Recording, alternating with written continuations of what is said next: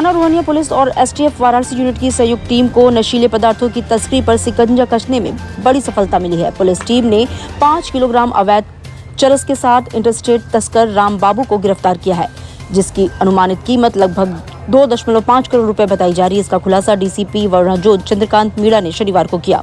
और अपने पेशे की आड़ में ही जो है ये चरस का काम करता है। इसके साथ के गिरोह के और भी सदस्य हैं। इसका कहना है कि उन्होंने इसे चरस लाने के लिए हिमाचल के मनाली क्षेत्र से 20,000 रुपये का इनसे इसको ऑफ़र किया गया था। ये चरस लेके आ रहा था बस से और सराय मोहना अंडरपास पे ये ऑटो टोटो का वेट कर रहा था और उसी टाइम इसको पुलिस की तरफ पकड़ा गया है। कुछ टाइम पहले इसके जो बाकी गिरोह के जो लोग हैं उनके द्वारा सुल्तानपुर में थाना कोतवाली देहात में एक मुकदमा लिखा गया था। बाकी इनके गिरोह के बाकी जब सदस्य पकड़े जाएंगे तो और इसमें पता चल पाएगा। सर, ये ला कहाँ से रहते हैं और ले जा कहाँ?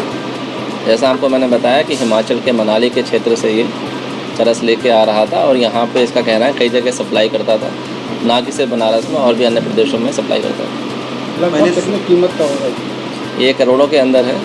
5 किलो 400 ग्राम है। इससे पहले सुल्तानपुर पकड़ा गया था, वो भी 5 किलो 600 ग्राम के आसपास चरस मिली थी। सर, राम बाबू ने बताया कि चौक के जो 2 व्यक्तियों से ये स्टेज पे मैं आपसे नहीं कह पाऊँगा, ये पार्ट इन्वेस्टिगेशन का है। बाकी अभी तक जो पूछताछ में पता चला है इनका यही कहना है कि जो 2 व्यक्ति थे उनमें से एक व्यक्ति इनके पास में जब इनका सैलून था वहाँ बाल कटाने आया करता था और वहीं से इनकी जान पहचान थी।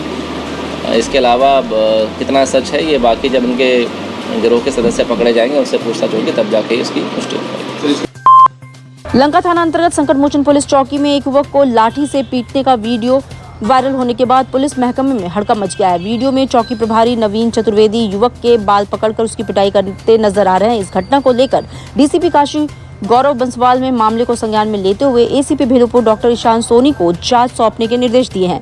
वहीं डीसीपी ने चौकी प्रभारी को सस्पेंड कर दिया है। मिर्जापुर थाना क्षेत्र में अमिनी गांव में शनिवार की सुबह 3 दिन से लापता एक किशोर छात्र का शव कुएं में मिलने से क्षेत्र में सनसनी फैल गई।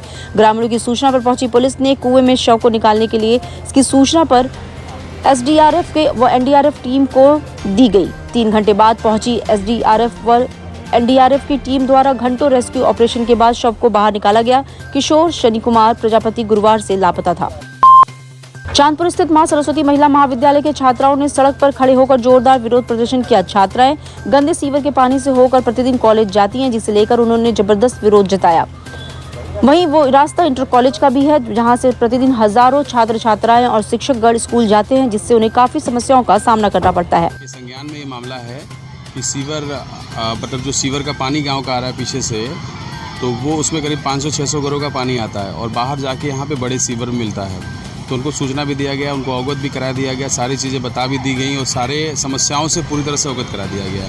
लेकिन किसी भी विभाग ने अभी तक कोई ठोस कदम नहीं उठाया। शुरुआती कदम ज़रूर उठाया गया, उसमें त्वरित रूप से कार्रवाई करके हम लोगों ने सफाई कराया, फिर उसके बाद वो भी कराया, मतलब सीवर को खुलवाया भी गया।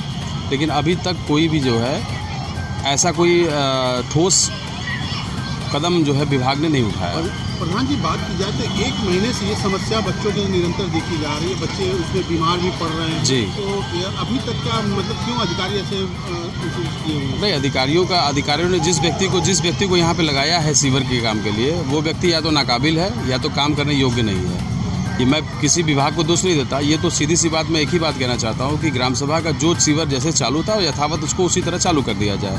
हमें और कुछ नहीं चाहिए उनसे। उनका काम है 92 फीट रोड ले रहे हैं, एक साइड में 28 मीटर रोड बना रहे हैं, वो रोड के अंदर क्या करते हैं क्या नहीं करते हमें उससे कोई मतलब नहीं है।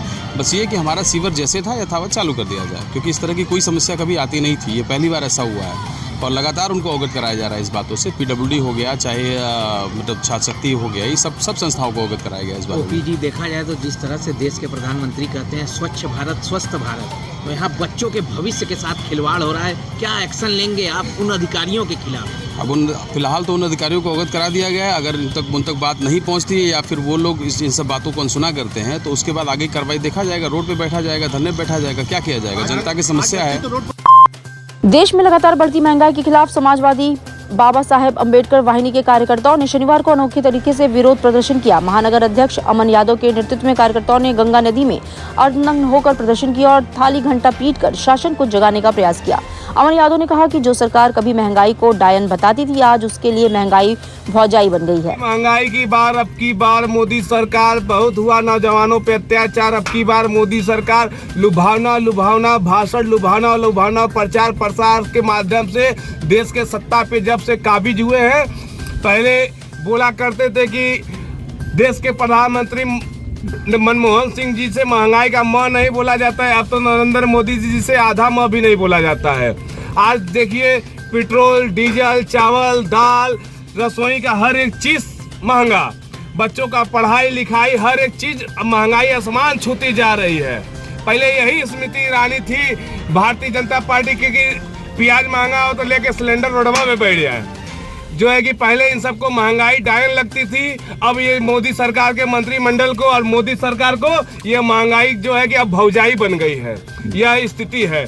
इतना तमाम महंगाई आसमान छूती जा रही है, लेकिन यह गूंगी बहरी सरकार महंगाई का आधा मुँह भी बोलने को तैयार नहीं है। इसलिए आज हम लोग उसी नरेंद्र मोदी के भाषा में थरिया घंटा लोटा बजा के, जो माँ गंगा का पुत्र अपने आप को खुद को संबोधित करके कहते हैं, उन्हीं माँ गंगा की गोद में आज हम समाजवादी पार्टी के नौजवान आज हम लोगों ने थरिया लोटा घंटा बजा के देश के सोए हुए प्रधानमंत्री नरेंद्र मोदी को जगाने का कार्य आज हम लोग कर रहे हैं।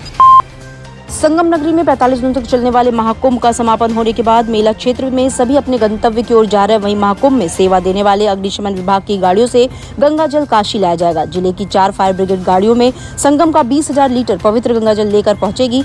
जल आने के बाद निश्चित किया जाएगा इसे किस माध्यम से कहां वितरित करना है। इस पहल से जिले के जो श्रद्धालु महाकुंभ में स्नान करने नहीं जा सके वो भी गंगा जल पा सकेंगे। सामने घाट और रामनगर में हुए घाट निर्माण कार्य में अनियमितताओं को लेकर विधायक सौरभ श्रीवास्तव की शिकायत के बाद शुक्रवार को जिलाधिकारी एस राजलिंगम के साथ मौके पर जांच की गई। जांच के दौरान ड्रिल मशीन से घाट की ढलाई काटी गई और निर्माण में प्रयुक्त सरिया, गिट्टी और मसाले के सैंपल लिए गए। एक सैंपल लोक निर्माण विभाग के अभियंता ले गए, जबकि दूसरा विधायक सौरभ श्रीवास्तव ने स्वतंत्र जाँच के लिए अपने पास रखा।